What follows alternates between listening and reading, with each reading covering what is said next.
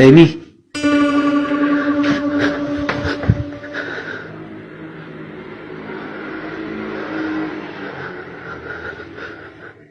Amy?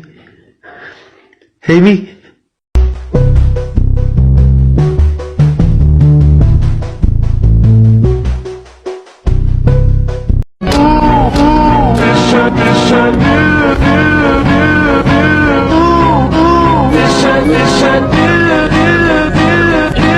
He thought he was talking to a returning customer, but when he found out who that was, this happened. An overnight security guard was recorded interacting with someone or something we can't see.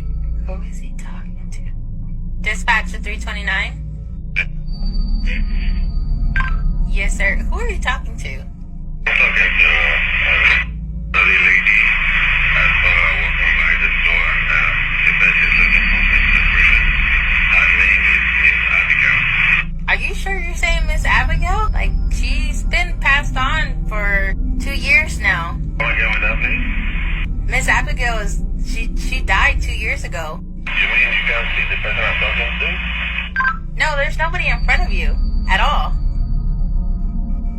The security guard runs in fear after realizing who he was talking to. He mentions it identified itself as Miss Abigail, an old lady who frequently visited them but had passed away 2 years ago. Is there a heaven?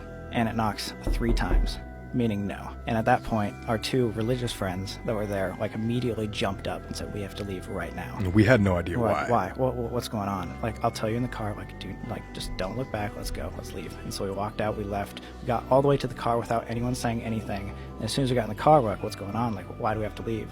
He's like, well, in the Christian religion, anything demonic or evil is supposed to basically disprove that there is a heaven in order. And so what they were saying is we don't think this is some spirit or something paranormal there. We think it was something that was trying to lead you away from heaven. 말을 하던 도중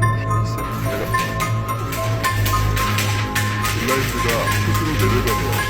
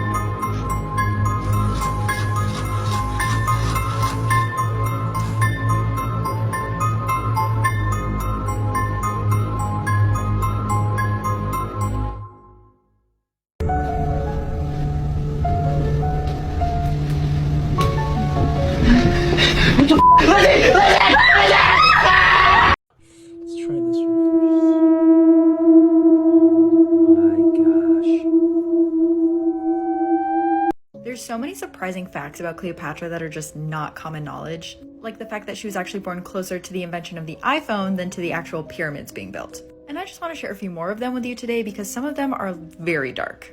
And a reminder, if you like the dark and spooky, you'll love the podcast. So first and foremost, Cleopatra was severely inbred. Most people have 8 great-grandparents, but Cleopatra only has 2.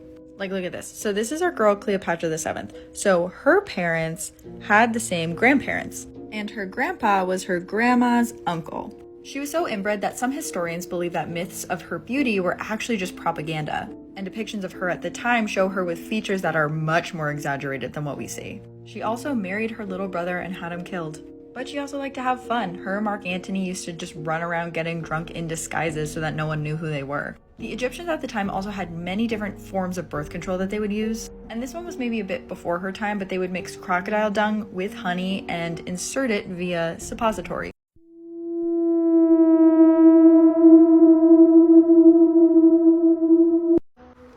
A little moss gnome right there. There he is. He's like hanging onto the branch.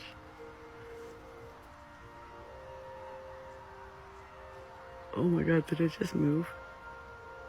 It just moved its head, looked at me, didn't it? Oh my gosh. There's its face right there. Look at his face.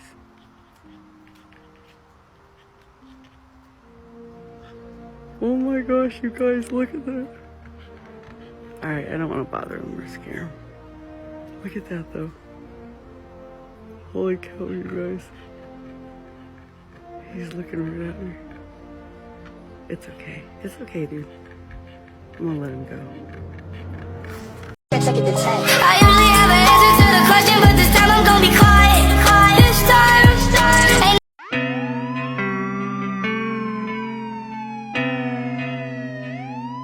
Something big ate this 10-foot great white shark. I remember looking at one of them, thinking, wow, she's just a magnificent looking animal. It was only 3 meters long, didn't have a mark on it. When she first came in, she came in with a real swagger, like a real confident, bold move, and then just pushed up against the dinghy and gave us an opportunity to tag her, and he placed his tag perfectly.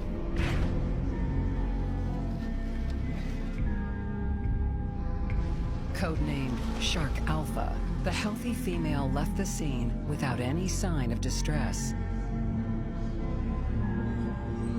4 months later, Shark Alpha's tag was found by a beachcomber. At 4 a.m. on Christmas Eve, the shark suddenly plunged at high speed straight down the edge of the continental shelf.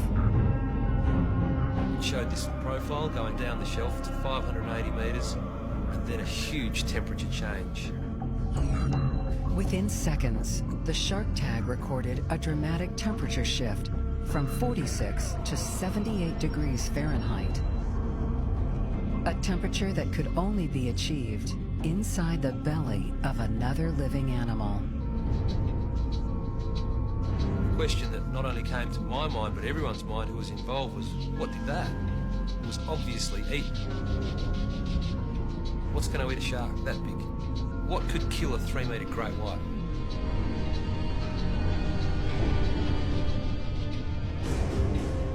On January 7, 2006, 21-year-old Sarah Wiley was swimming with 3 friends at Amity Point Beach in southeast Queensland. They were about 15 meters or 50 feet offshore when they spotted this pod of dolphins way further out, and Sarah wanted to see how close she could get to them. So she began to swim towards them until at some point she either got too tired or just decided she was going to turn back.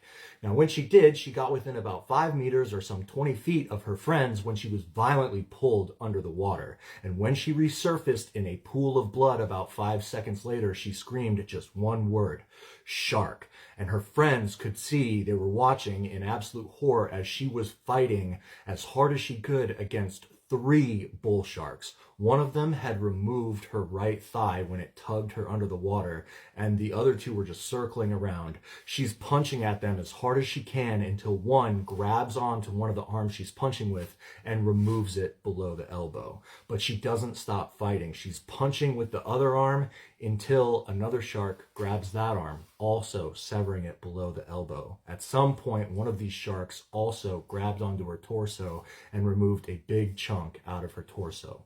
Now, at the same time, or when Sarah basically started screaming after she yelled shark and while she was fighting, a total stranger on the beach named Josiah Toboyu had heard this. He went sprinting into the water, not wasting any time, leaving his wife and 5 children on the beach, and swam out to her as fast as he could. And when he reached her in this pool of blood, she was almost unconscious. She just uttered 2 words to him: "Help me."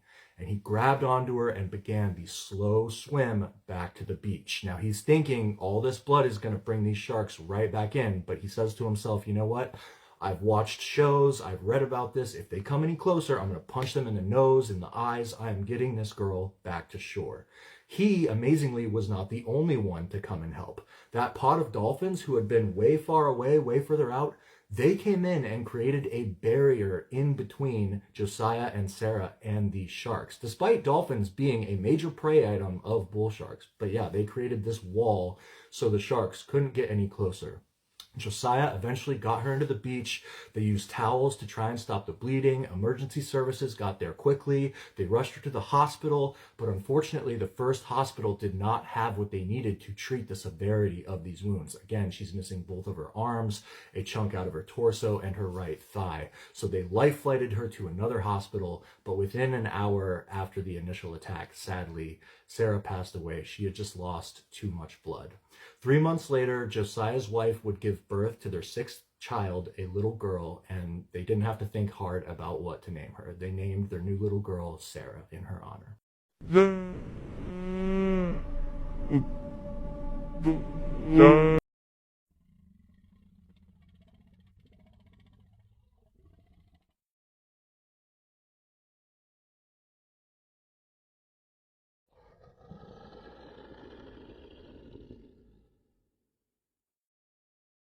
Drugs, alcohol,